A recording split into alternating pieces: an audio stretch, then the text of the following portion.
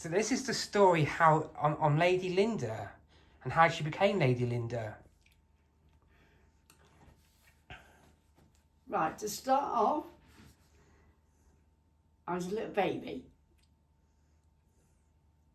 and I couldn't speak. I lived with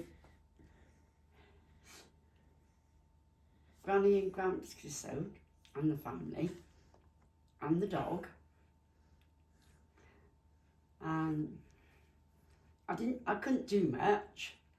Then when I was a little toddler, I had loads of toys to play with. When I was 2, I went for long walks with my mother, everywhere. What else did I do? Played with friends.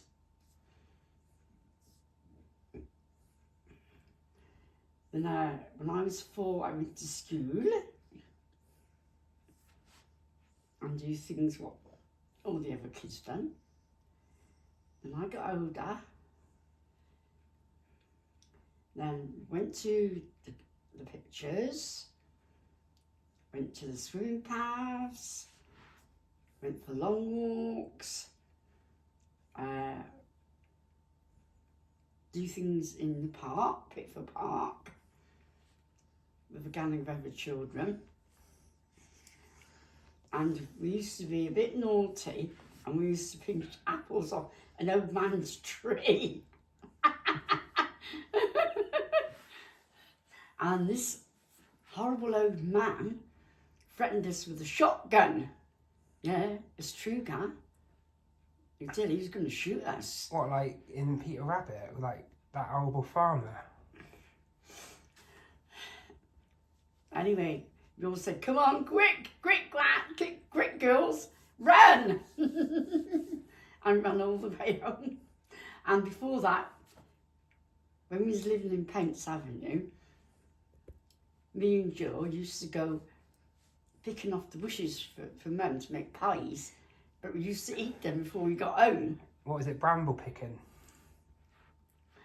And there was an horrible man that lived in the bushes. This is true, guy. And every time we went for a walk down the old allotments by us, he was there. He kept coming out the bushes. He kept frightening us. Said, next time you come here, I'll have you girls. We said, will you? Get a local Bobby. How can we get local Bobbies? There's no bloody telephones. No, I mean, was there a local Bobby around? On patrol? No, the only Bobby was around was the one walking around thinking the Gloucester Road way And down. did you tell him what happened? You're too far away. And we didn't have far to go home because the allotments was right by us. The old allotments was.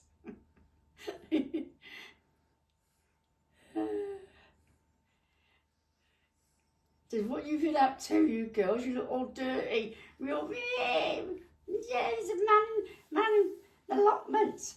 He's running after us and we all fell over. Is it a lot less monster?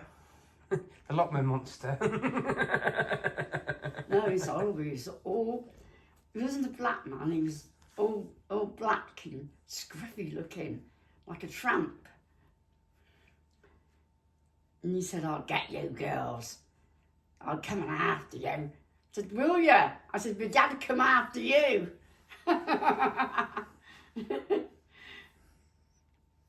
Yeah, there's that. Then we used to go down Granny Williams's, go up Pickford Park with Brenda and the gang. This is all when you were 4 years old? No, this is way after 4 years old, gang. No, but what were you when you... What happened when you were 5? What were you doing at 5? 5, play like other children, playground. Go home, have bath, and before bedtime, watch the telly, play with board games, play with our dolls, stuff like that, and went to bed.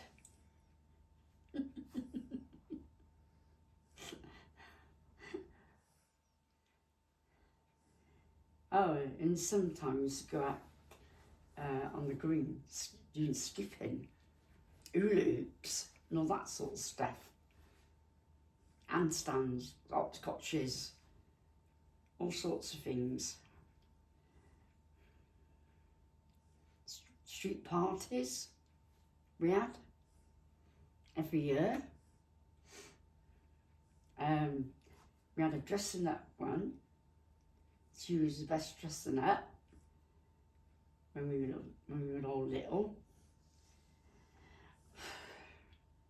That was great fun with all the kids.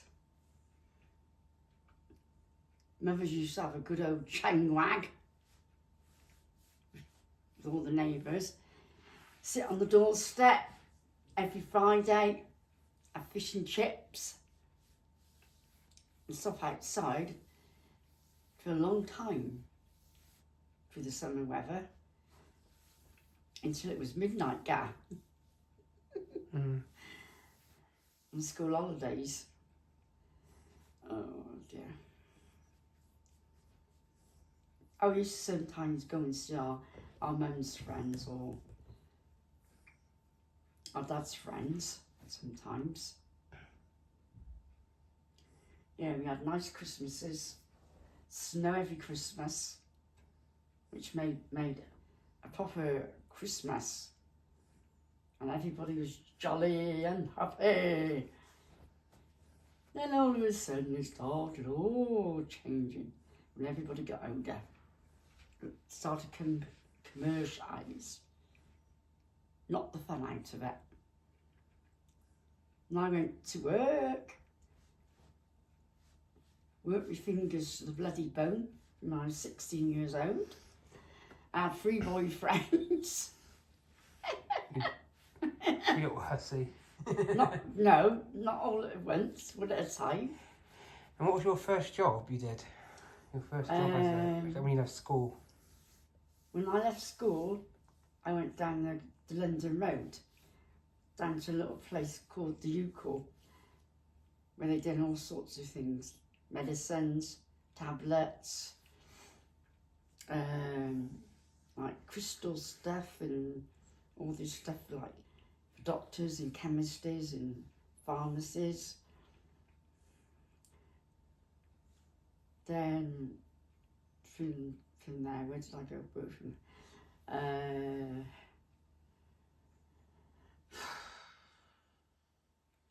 Middles and Plastics.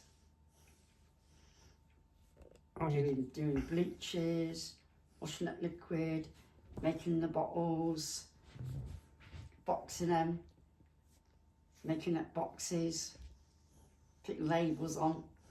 Then what did I do after that? I went to the smelly brewery. Stink! Was that after or was that before? No, that's after Middles and Plastics. And first of all, our Brenda got me a job there, just like part-time. Then they shot the part-timers. And I thought, I'm going to be out of a job for a bit. So I took it on myself, freaking well clock in one day. And I didn't know I clocked in all day full-time now. I didn't tell anybody. When you got a 4-day wages?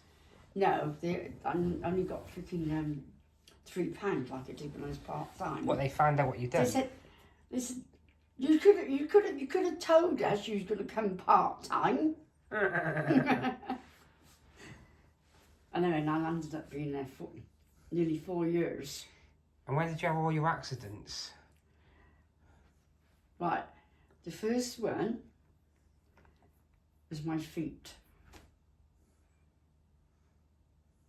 that was the rollers. They went on, I slipped, my foot slipped right. And where was the rollers? What job was that? It was the conveyor belt underneath the machine. What, in the bureau? Yeah. And I got down and goes, ow, ooh, ooh, that hurts. And anyway, when it was time to go home, I went down Gran and Gramps, our mum's mum and dad, because me and our mum was going to go up town with me, she was. And I was going to get some leather boots down for wearing out. And by the time I got to Grandpa's and Granny's, I sat on the sofa and Gran said, what's happened to your foot? By the time I got there, my foot was swollen up like a big balloon guy.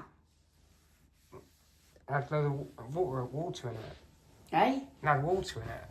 No. It's where I twisted it.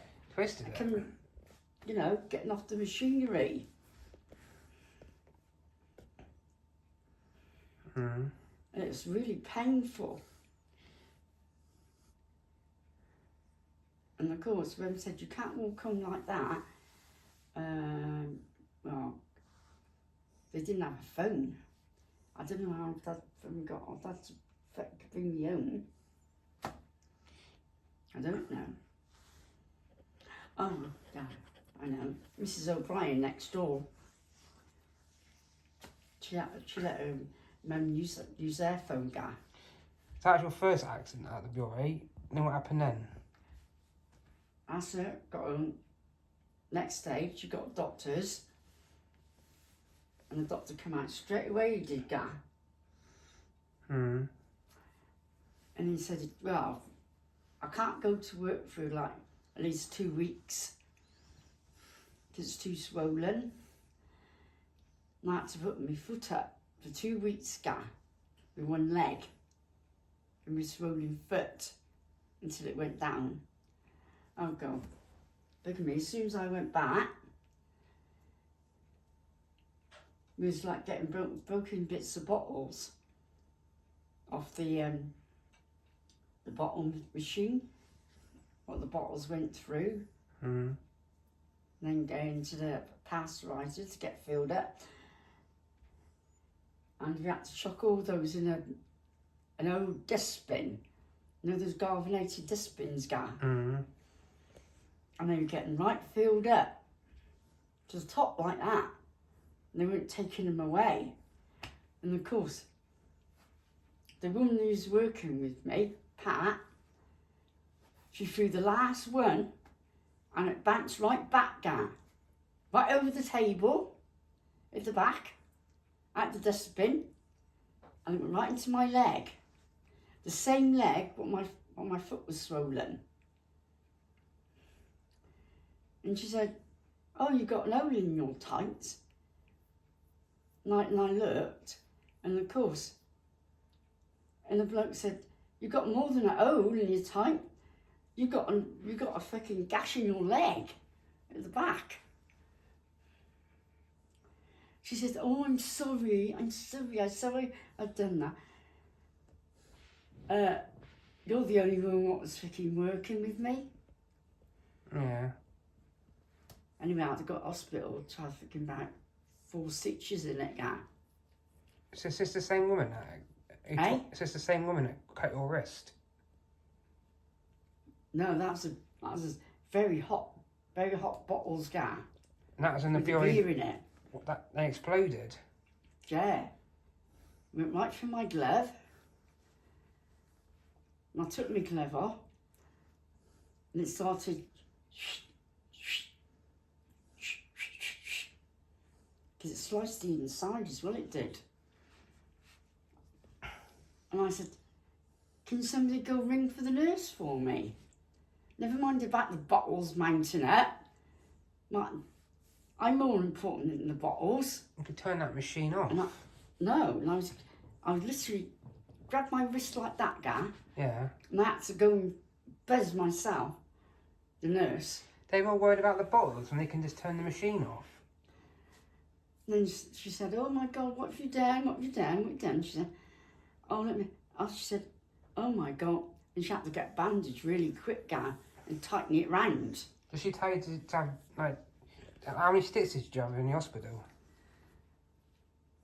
About 6 inside. Yeah. Dissolving stitches, because it cut the vein. Yeah. And 4 on the outside. And how did you get to All hospital? these stitches. All split, wrist open. They had what you call volunteer drivers, Gar. Well, and somebody drove you there. Yeah. What hospital was you in? General. Yeah, it's a lot different than the waiting room. Did you have to wait longer, like today? Yeah. There's loads of people in there. Is it like a ticket system? No. They called you by your surname? Yeah. And I was waiting and waiting with the blood coming out of the bandage, what the nurse put around me. And I was going, I was nearly fainting. So why wasn't yours an emergency then? If you had a slit wrist? And I said, how much longer you could, this is my wrist. Don't you understand? I never done this to myself. I work in the brewery, the brewery. And so I'm fainting here. God, they couldn't care less, Gar. And don't today, it's the same as today, isn't it? And they said, you're next. I thought, I hope I don't have to see a bloody Indian doctor or Pakistani doctor. And was that? Oh my God, Pakistani. And you didn't understand? Yeah. But he just kept mauling it around, Gar. I said, get on with it. So he was checking to see if there's any glass, wasn't it? But did he actually like... No, it was a quick, it was Gar. What, so when the bottle exploded, it split your wrist? Did he put any disinfectant on it? In case any of the beer went inside it? You had to give... Was it beer in the bottle when it exploded, Eh? or was it the chemicals that exploded? No, it's a bottle with the beer in it. Because it was coming out the Steamer. pasteuriser too hot. And when it came in contact with the beer, it exploded. Yeah. Because where it was knocking together. Because isn't the bottle supposed to cool down first before they put the beer in? Yeah, that's what Len Wright said. It's supposed to clear. But somebody had it the wrong temperature. It's like boiling a baby's bottle, isn't it, really? Yeah. Pasteurising it. Right, so you had that sorted, and then did you have to have time off work to get healed? I thought I was going to have longer, 2 weeks. Mm-hmm. But the hospital said, told me to go back to work. But it could have split open any time. So what if the hobs or something got inside? You know, the alcohol got inside the cut. I said, you can't work at a brewery with just one hand. No, because you're working with chemicals and stuff, aren't you? Yeah. Anyway, he said, try putting some boxes on the conveyor belt for the bottles to go in. I tried that, no good. I couldn't use, no. So you just took some time off? Dad said, well, I'll have to go home. You can't work with one arm, one hand. I said, anyway, it's your fault that happened. Not mine. Should have got some conversation out of that, because they should have not been so hot That's what Grandpa Williams said. And I said, I need to have some conversation. Hmm. But did I get any? No. So what you got was a bit of time off work? Yeah. How long did you get off? About 2 weeks. 10 days, that's all, Gar. What, 2 weeks? No, 10 days, short of 3 days, Gar. 10 days? 10 days? Yeah, a week and week and so many days, and that was it. It didn't give it time to heal. when they took the bandage off, the doctor did, the GP, because I had to go to the doctors, and it was still open. It was like that. It was crisped up, still open gap. And he said, you'll have to go back to the hospital to have some freezing stuff put on that. Just have antibiotics and stuff. Yeah, so they put a big bandage on it. Is it throbbing, was it? Really Oh, bad. God, like that. I thought, oh, God. And it was still swollen. It was that big, it was, swollen like that, guy. So then you got back to work, it healed. No, it was making it worse. What, you couldn't go to do any work at all? Like, where it was like this all the time, guy. I couldn't straighten my hand up for a bit. So how much time did you take off work? He said, Jack said, oh, bloody go home then. I thought, don't speak to me like that. I'm not a bit of shit. See, It's not my fault. If that was him, he'd take all the time off he couldn't, wouldn't he? See, foremans don't give a shit, do they? Was he a foreman, or was he the brewery contractor? Was he the one overlooking the factory?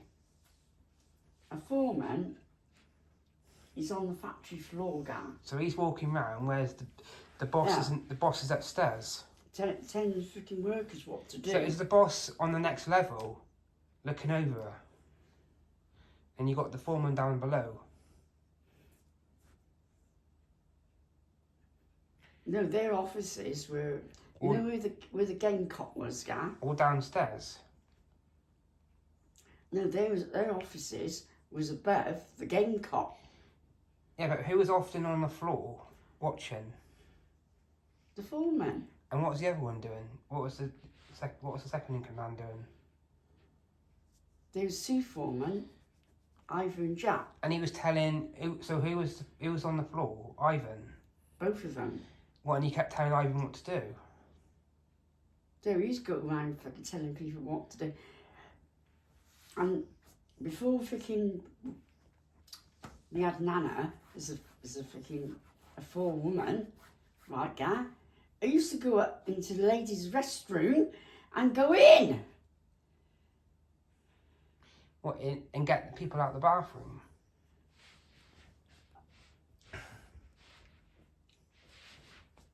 Go on.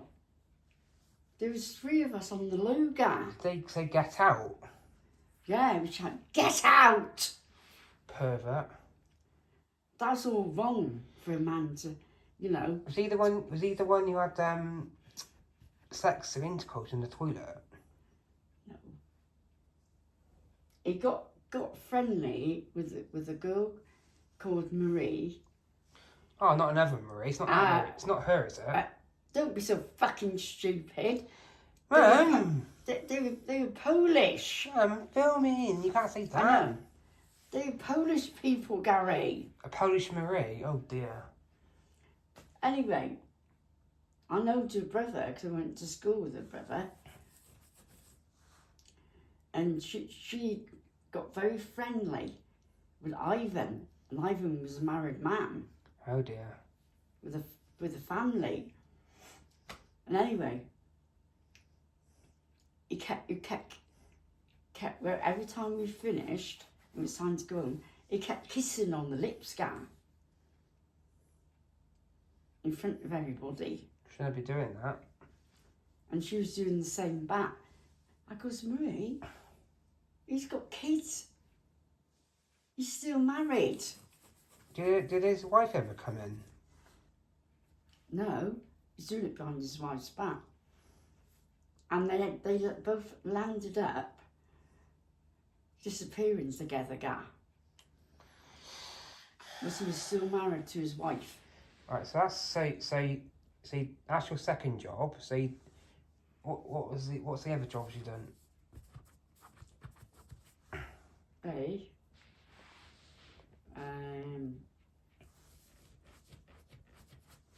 I had a little job washing up at the back of Calf. And the boss said I wasn't no good at that and shouted at me, full blast. She said, don't fucking bang the door when you go out. I thought, what? What kind of boss are you? It's effing blind.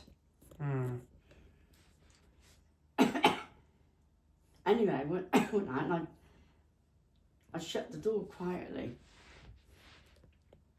And when I was just shutting the door, I goes, bitch. I didn't have no wages, guy, because it was trial one. Yeah.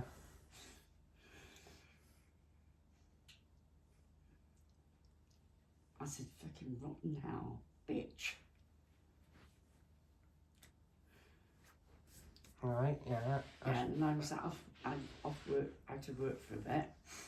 And I was like, no.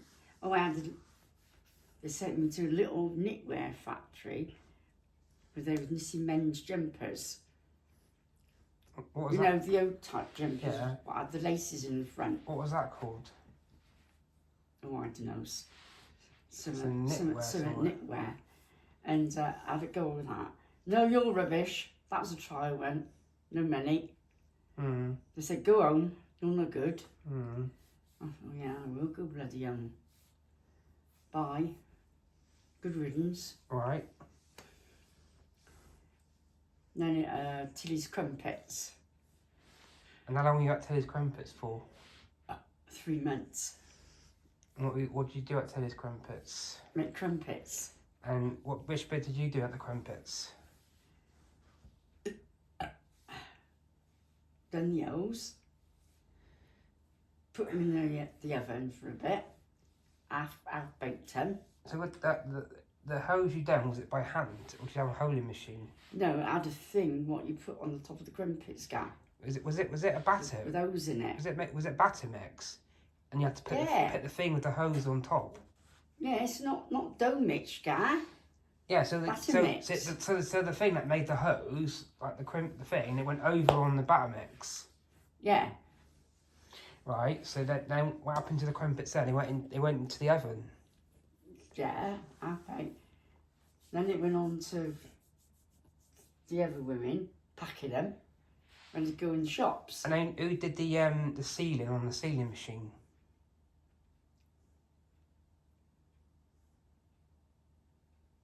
A packet, the ones what put in the packet. But was it like a steam press that steamed the packets together? So how did the packets stay together? No, you had to. It was all done by bloody hand, guy. Was it the one with the sticky labour you had to put on? You had to put a sticky labour over it. When they were doing all hand. And so the logo on front, was that all? How was that done? Was that handwritten? That was already on there. So that's foil. So that was already sent through on the packaging. Foil, yeah, plastic or So something. another company made that, and they sent them through. Yeah. So all you had to do was make the batter and the hose, and then packaging, or send them off to the warehouse. The only thing what was an old machine was a great big giant mixing bowl guy. So where did they go then? Did they go to a massive warehouse? Straight for the shops. Oh, so they were distributed to the Straight for the shops, shops. the local shops and supermarkets. Where were they often sold? In the local little shops, in the little deli shops? And supermarkets. But it was mainly more the little shops that had them mostly. But When there was little corner shops. so they actually did they actually have the name Tilly on it? Tilly's Crumpets, not Warburton. Does that actually say the word Tilly? Yeah, it was Tilly Crumpets. Did you make the giant ones as well? Just the small stand. Did you make the giant ones too, or just the standard size ones? No, the grandmother one then. Right. And so how long does that last you? That job? Did you say? 3 months. 3 months. And did you get any money from that? And then so what happened with that then? Did they keep you on for 3 months and then said that you had to go? So it was a 3 month trial run, was it? No, I thought it wasn't for me. Right, then what did you go on to do then?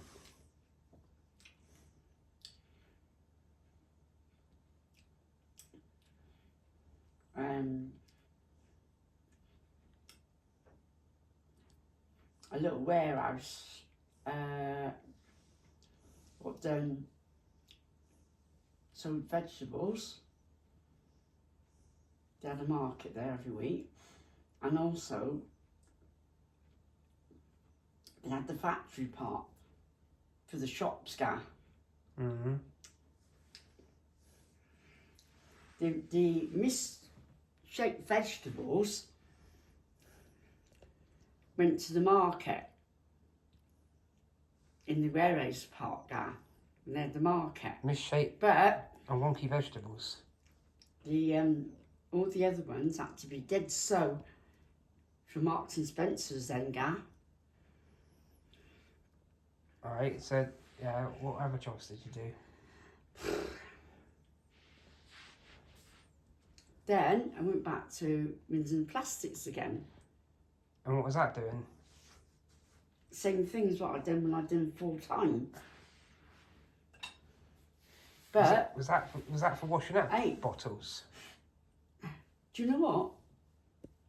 Part timers then at night time got more money.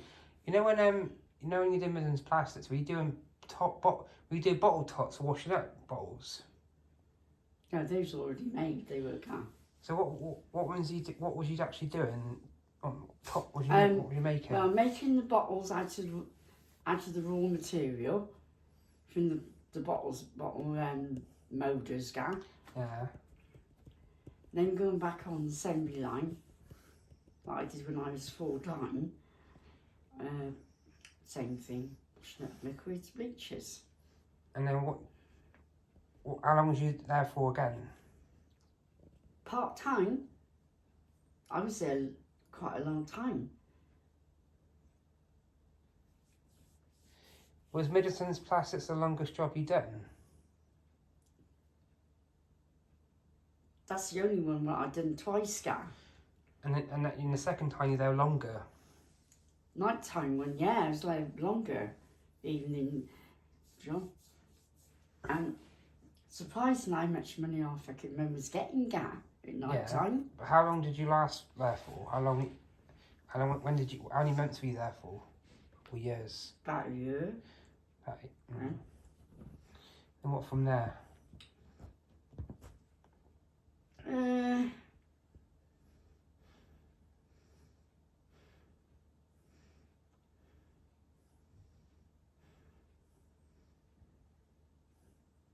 On the sills, doing cooked lunches for old people,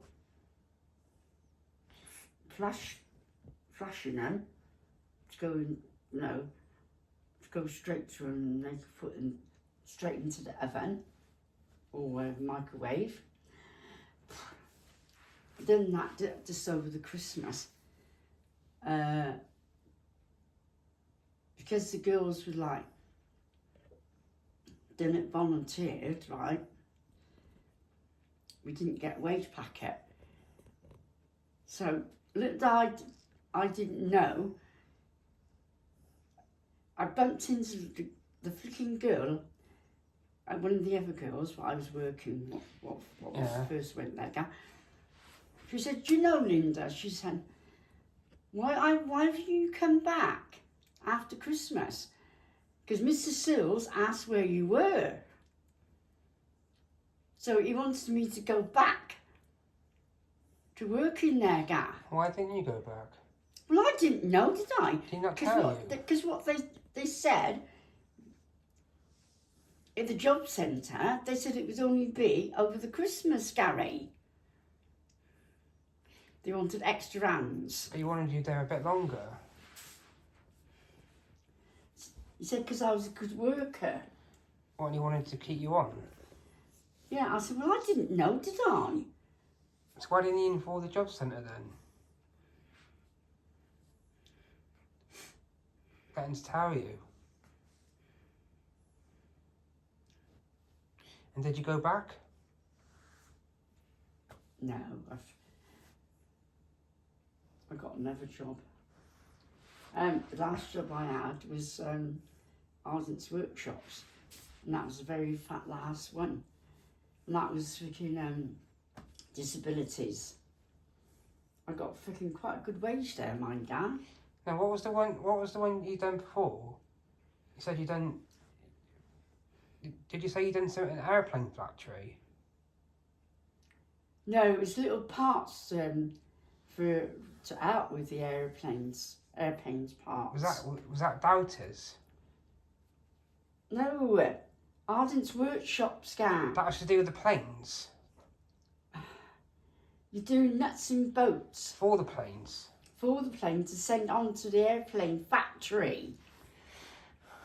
To put on the engines and stuff and the propellers. Yes, Right. it was a disability place, and that's where I met Ralph.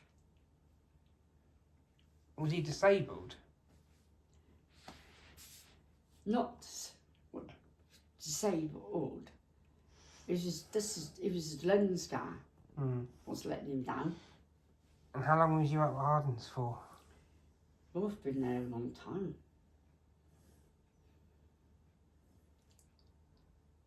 How long was you there for?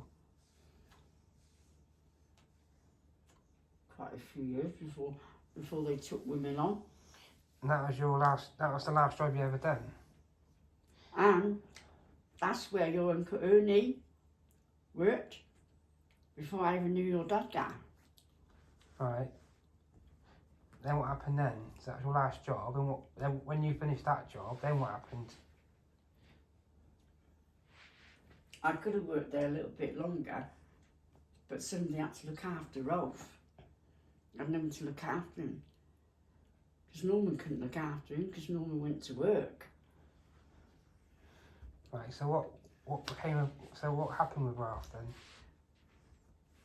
When he kept on going in and out of hospital, and I started living with him,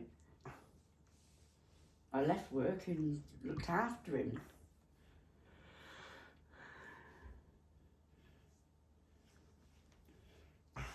Because otherwise he would have had to go into an home. So He was too young. He was only in his 50s. So you ended up being his full-time carer?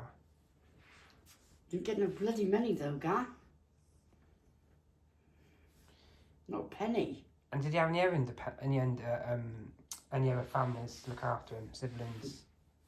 No, because no, he didn't live fucking near enough. So what happened to his brother? Was he just like ill? No, he's working for his living. What, Norman was working for his living? Yeah, What was he doing? he's working at Abbey. Oh, in Tewkesbury? No, not far away from Coes Meadow, guy. Oh, and was that a factory? No, an Abbey. Oh, church place. You know, like Tewkesbury Abbey? Oh, what was he doing? An abbey. What was he doing there? Maintenance? Yeah, a lot of maintenance work and outside work. Keeping Helping the upkeep of it. looking after the stained glass windows and stuff? And no, because he had people for that guy. Oh, It's mainly like the clusters and stuff. doing like helping with the stonework, the Cleaning it up and stuff. the upkeep of the Abbey Gardens as well. So he was sort of making sure it didn't go like rusty and fall Yeah. apart. He got, instead of getting money and cheques, they had gyros, guy, Yeah. which they had to cash in at the post office. Did Ralph ever only? Were you his only wife? Yeah. And what happened? And Norman, did he? How many wives did he have? Only one. She died in her 30s. So that nasty woman, nasty piece of work. No, her mother was, because he married a Liverpool woman. So who married the Lady Hamilton? Alex, years ago, What, another one of his brothers? the older brother. So he had, what, he was one of two brothers? No, three, yeah, one No. of three brothers. They had Alex, Norman, Ralph. Yes. Was there a daughter? And then there was Doris. She had a nasty piece of work. No. And there was Louise after Rolf, and there was a baby sister. What died when she was a baby girl. What? So they were three brothers and two girls. There would have been three sisters. Three sisters and three boys. One Would have died. been. One sister died. So two sisters and three boys. The baby died with chest trouble. And how often did you see Alex? I didn't see Alex. He was around way before I was looking So around. how did you know? him. How did you know the whole story with the Lady Hamilton? Did Ralph tell you? Because Ralph told me. Go on. I seen a photograph of fucking her guy. Was she really ugly? Did he marry her as an old lady or young lady? Well, Alex. Yeah. Young. Because Alex got married way before he was 40-something guy. So she's that woman they were talking about on TV. The one who's a pioneer. The one who changes the world, who changed the health and safety at work. So he married that woman. And she was basically 3 times removed from the royal family. Is that right? Did you say 3 times? Not that one. The other Hamilton family guy. Well, Hamilton all. She was 3 times removed. And Yeah. what about this Lady Hamilton then? How many times was she removed? That one who had his hair set on fire 3 times. Well, that's Alex's wife. She's an horrible woman. So what happened to Alex then? Was he a sailor?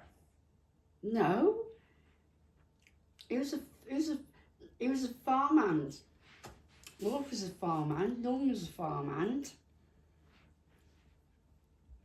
And who were these blokes then? They were sailors. What, when they went into the pub? Hmm. Yeah. Well, they just basically sat upon him. Are you joking? Well, Adams all said she knew these blooming 2 sailors, guy. Were they trying to kill him? What did I say? She did kill him. got them to beat Alex to inch his life, guy. Was there a particular reason why she did that to him? Because she's a horrible woman. So she basically used him as a skivvy, Yeah. a dog's body, and then she didn't want him anymore, and she got him murdered. She's done the wickedest thing. Also got herself drunk, pregnant with Alex's child, and deliberately threw herself down the stairs, guy. Because she didn't want a stable hands kid. She didn't want any kid. So she had no intention of bringing up a family. She remarried again, didn't she? I think so. Horrible woman. So Alex. And then she had 2 other sisters. When they found Alex, so the police would have found him, and he was found in the. What? No police found him. Who found him? The poor bastard crawled home. How he got home, I don't know. How he was, Wolf said. What? And then he died in bed. He got home. And his mum went to see him. She got to know somehow. Went to see him, knocked on the door, and she could hear his moaning and groaning.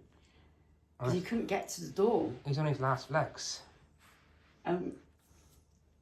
When they actually bursted in the end, Rolf and Mother found him beat up to death in bed. He was all swollen. Rolf said he was. Like he'd been mowed over. Or a car. Yeah. All entire body, face and everything all swelled up. And that's it, he passed away, Gav. And about 43 years old. And she didn't even care that happened to him. And she was still at gallivanting.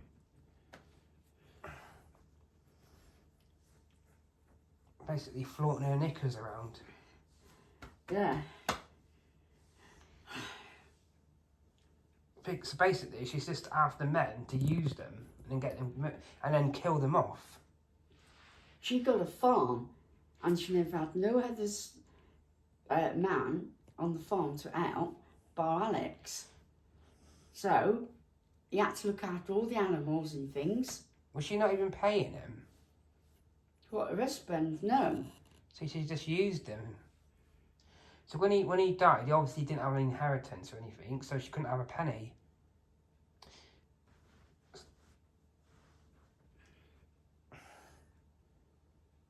Because by the look of his photograph was really, really very old. It was, Guy. And what happened now? What happened then? What happened? That's it. So that's only just left Norman, Doris, Louise, and Rolf.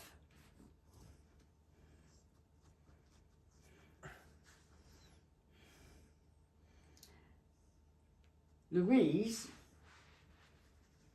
was not a very nice sister.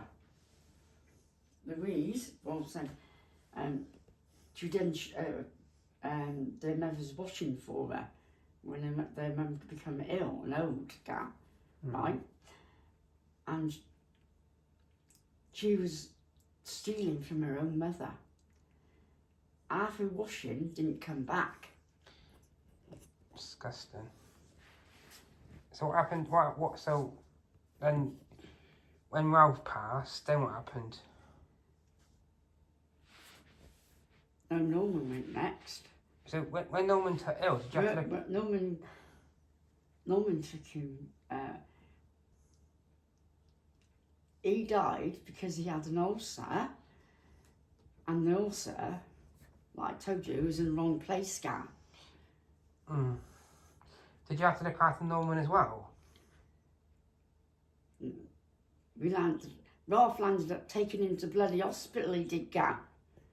So Ralph was driving in his condition. And was he ill then, Ralph, when he was doing that? Yeah, wheezing a bit. But no ambulance come for poor fucking Norman. So he took him to hospital, then... And you know what?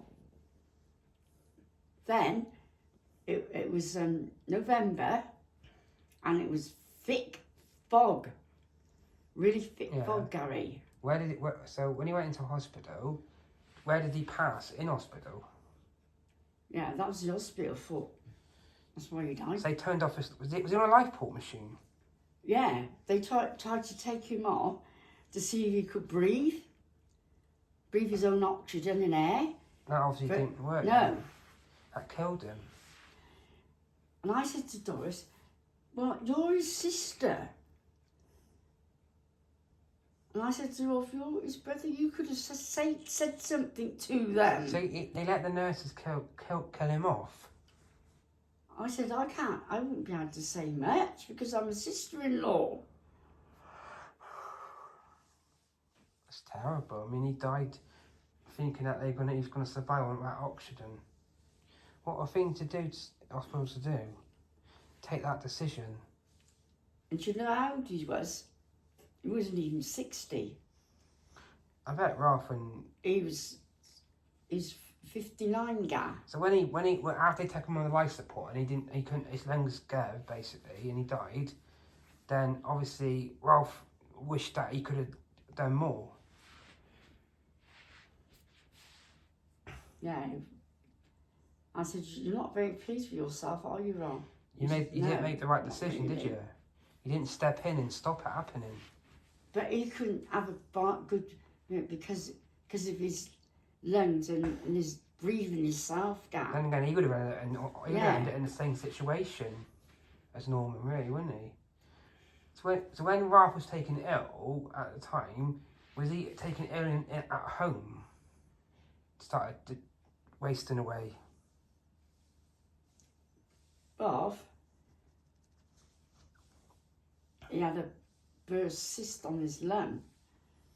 That put another scar on his lung. And all blood come up.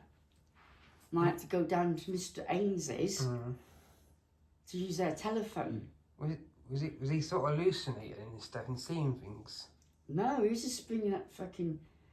Where his ribs was rubbing his lung, it burst the cyst inside it did. Where did he actually die? At home or in hospital? He didn't die until we got married, Gav. Until a bit after we got... No. We was only married 3 years. Yeah, but where was his last breath?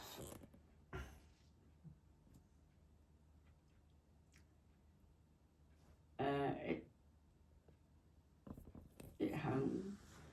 Then he went to hospital. And he survived 3 days.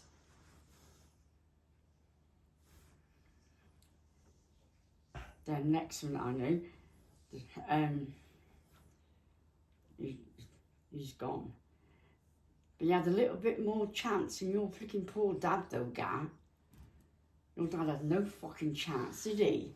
If Ralph would have been alive today and he went to see Riders then today, he would have been... Ralph wouldn't have come back alive.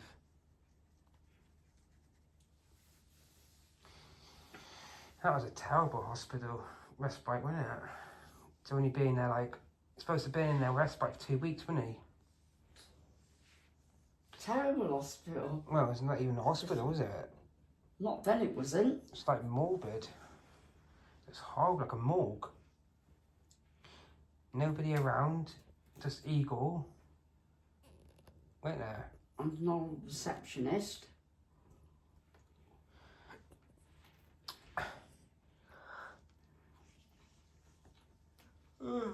So what happened? So when he died and passed, then what happened then? What happened? Did you move out from the cottage? We weren't in the cottage when he died, Gar. We were in fucking Tewkesbury, in the bloody fucking flat. A first floor flat which he shouldn't have been in. And that's the one you stayed in for a long time? Yeah, until I met your dad. And I got pregnant with Daniel. Was that the one where you were bullied? Mr. Irving said I must move. We must move. Was that where you were getting bullied? Well, I didn't bully me with my fucking child when I was expecting, because I had your dad. What, Dad moved in with you? Yeah, he said freaking soon fucking give them a good bollocking. Were the neighbours complaining about Dad, saying that he was a drunk and stuff? No. He said, you touch my Linda, you'll have me to answer for. Is that when you had your dog? No, my dog had to be put down to sleep because he bit me down. Well, was that your first dog? Yeah. That wasn't the dog's fault, that was the neighbour's fault to start off with.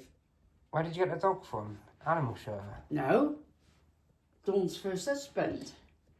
Before they got married. What, he just gave it you? Yeah, because his dog had some peppers. And he had 3 left.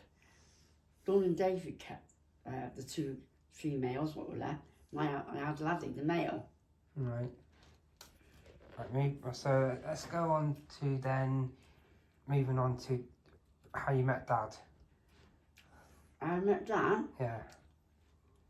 First of all, when I was going past with Laddie, taking him for a walk, Peggy said,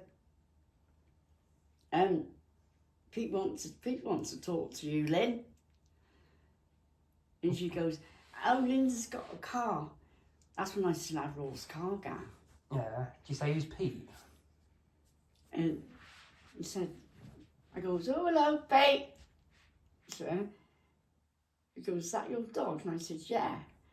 He said, do you want to come at my flat with me? And I go, yeah. That's a bit forward, isn't it? You didn't know anything about Pete then, did you? No, I don't know about me neither. And he's just invited you out. I thought, you think that was a bit forward? Yeah, and then he happened to, like, win some money on the football pools, and he was going off to Newcastle to live. And I go, Pete, you're not going. And I went down to Brundred Street, and I said, he said, I'm going home, I'm going to pack some clothes. I said, no, you're not. And I kept running him around with somebody's motor car.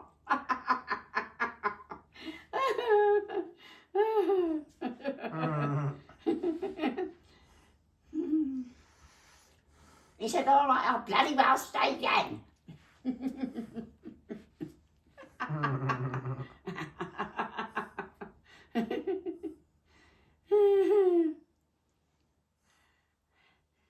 Yeah, and I started cooking for him. Then he started cooking for me. And that's how it escalated. From there. Yeah, he went home after a couple of days though. And he said, I can't have a bloody bath.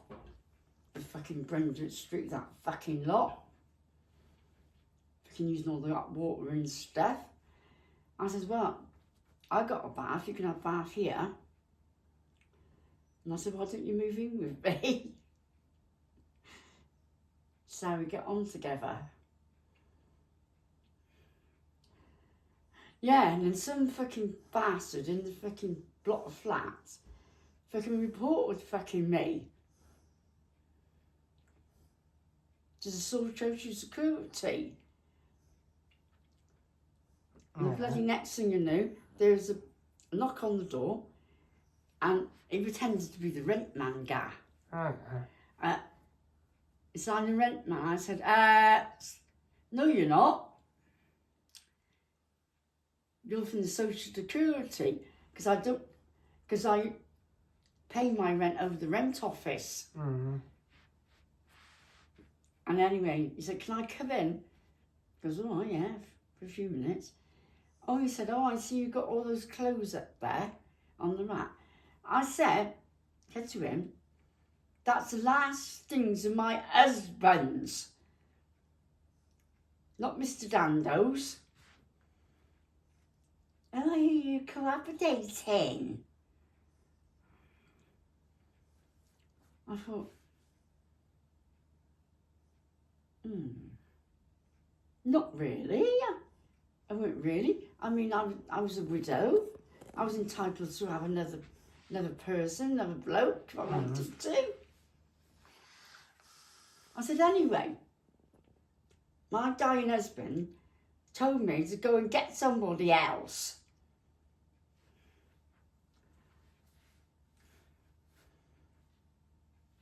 Anyway, he had to give up his money to Social Security, but he's living with that. And he said, you'll have to have money for a couple. Oh, God. £37 a fortnight, Gav. For a couple? Yeah. Disgusting. How far did you get on that? As far as we could. And you know, I kept going to this one shop where we was getting our food from on Tabga. And he said, I'll give it to you the following week. And he didn't? No, he didn't give it to me till fucking 3 weeks later. Yeah, we got a load of Christmas stuff off him. over the Christmas. Then we ran out of food. Then he went to the police station and he said, yeah, we'll give you a number to the emergency gyro place. But you had to pay it back though, guy. Anyway, come over, writ out a gyro, this bloke, and we went down to fucking Peggy's and stopped. And what happened with our poor little Rex guy? Our little rescue Rex. Patch had a fight with him, and he was only a puppy guy. That was Patch, her dog. And he broke poor freaking Rex's leg. I had to take him to the vet, and he put a little cast on him. And he took him out, and he had to have that on for about 6 weeks. And then, anyway, it was irritating him, so did Dad got some pliers and plied it off. And did a naughty little bugger. I goes, Rex, come here. And he goes, and he was playing on that leg he was, Gar. Pretending it was so broken. I said, what are you doing that for, you naughty little boy? Made me all daft. Oh God. I didn't know he'd go turn when we left fucking there with him. When I had Daniel. I didn't think he'd get in his pram. If I hadn't fucking got Pete to come and get him out, Daniel wouldn't be fucking alive, guy.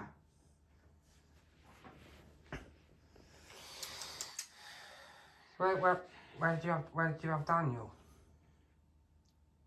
When I went to Jessup House. When I went in hospital to have him. St Paul's Hospital. What happened in Jesper House? No, he was still living there until Daniel was 5 months old. Yeah, what happened there then? A bloke, Mr. Ordray, said there's a woman called Mrs. Woolley. She wants to have a swap. So he got us a swap. Oh, for Jesper Yeah. House? For Mrs. Woolley to go to Jessup House and us have her a 2-bedroom flat. Right. And that's when you come around, Guy. Yeah, but when did The baby. when did the hauntings happen? Horton, from the fucking day we moved in there. The night we moved in there. What was the first thing you noticed that happened? Funny noises. Like a little groaning. Yeah. I didn't think anything on it at first. You thought it might be the piping.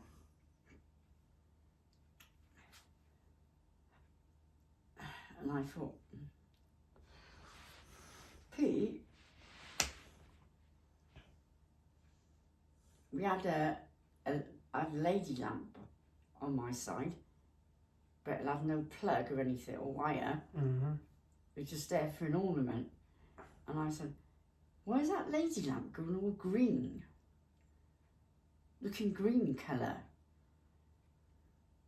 She said, I don't know. And I said, look then. And he goes, oh yeah. And then that's when we seen this ugly looking witch thing, a woman with a big nose and a pointed hat. We didn't think anything of it. And I said, Pete, it is still there. Mm-hmm. And he goes, look at it, and he goes to it. Who in the ruddy hell are ya? Vanish. and it vanished.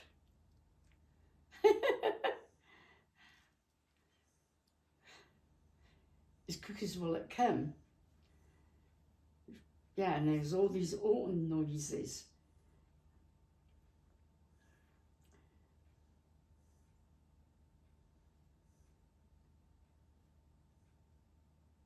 Go on, then next night, I thought, oh, what's that? Felt a hand around my neck. And I said, Pete, get your hands off my neck. I can't breathe. You're strangling me. I said, it's not me. I'm not strangling you.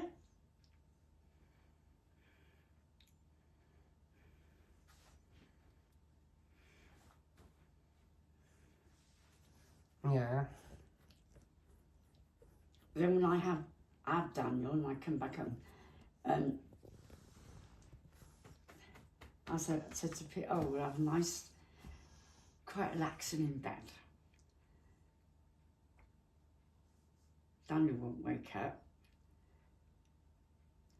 Oh, shh, we're going. No.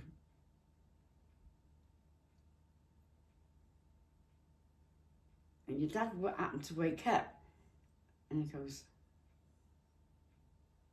I heard him say, oh, that's odd. Why is the cot lifting? The carry cot lifting? And he goes, wake up, Lynn. Something strange is going on. And Daniel's cot was in the air like this it was, Gar. No word of a lie. Like he was levitating. And it quietly went back down again. Yeah. Anyway, that was that. And when your dad went up in, and I was like doing the cleaning, vacuuming, looking after Daniel, I thought, oh, I'm going to have a bath now. So I decided to put my night clothes on. I know it was daytime, but it was a bit of summer stuff. And I, thought I'll chill out. And I went to the wardrobe to get a nightie out, and I could hear funny noises in the wardrobe. And I opened it, and there was nothing there. And I shut it again, it was making noises again. And I thought, nothing on it.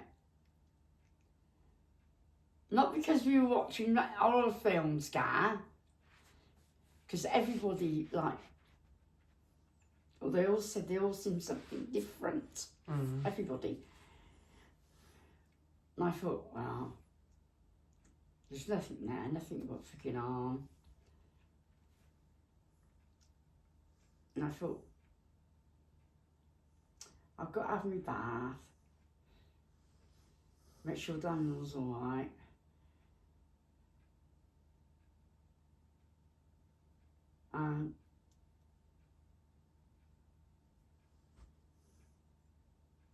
I got done and I come back into the kitchen and I kept on doing all this because we had the attic in the freaking kitchen, Gar. And there's all funny noises coming from the attic.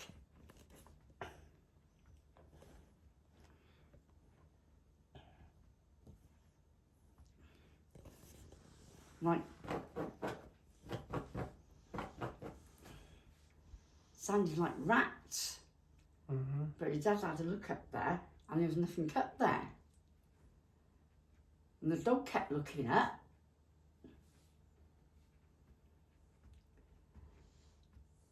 We found rats in funny places in the morning. First of all on the table.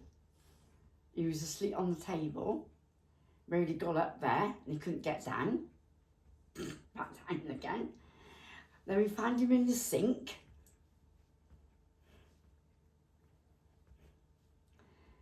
Then, after those couple of little instances, he started having a running fit.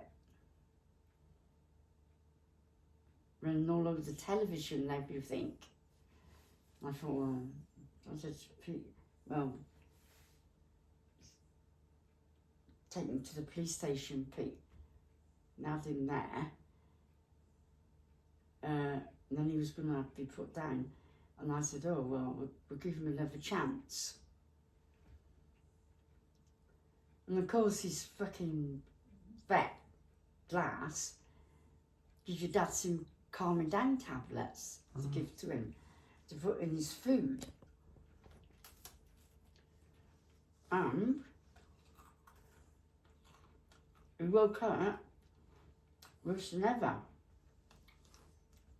And he was going really mad. I thought, that's it. You have to put down to sleep. What other things did you see? We moved. We went to Queen's Road again. Oh, you Then said we had you. You said you saw some more things. Eh? You said you saw things. Oh yeah, when I went down for his bottle one night, I felt something touch my head. I didn't think anything on it really. I just looked behind me and there was this thing hanging like this, guy. Decapitated head. Ew. And as I was shutting the door to go out into the hallway, to go up the stairs, I looked back and it was gone. Right, so... I'm getting cramped now. Right. Yeah, and then from there, we had many moves. From Queen's Road then, I think we'll do another story on the moves, so I'm going to come off here now. Yeah, come off there, eat your crackers. Eat my crackers. So that's a brief history of the life of Lady Linda. So next episode we'll be going on to how she moved from different places. Thanks for watching. Bye.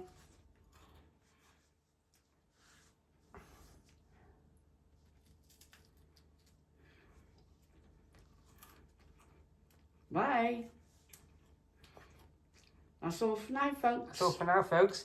So we're going to go. I'm going to go and eat my crackers and watch Jules too, and then I'll come back another day and talk about how my mum moved from places to places. Thanks for watching. Bye.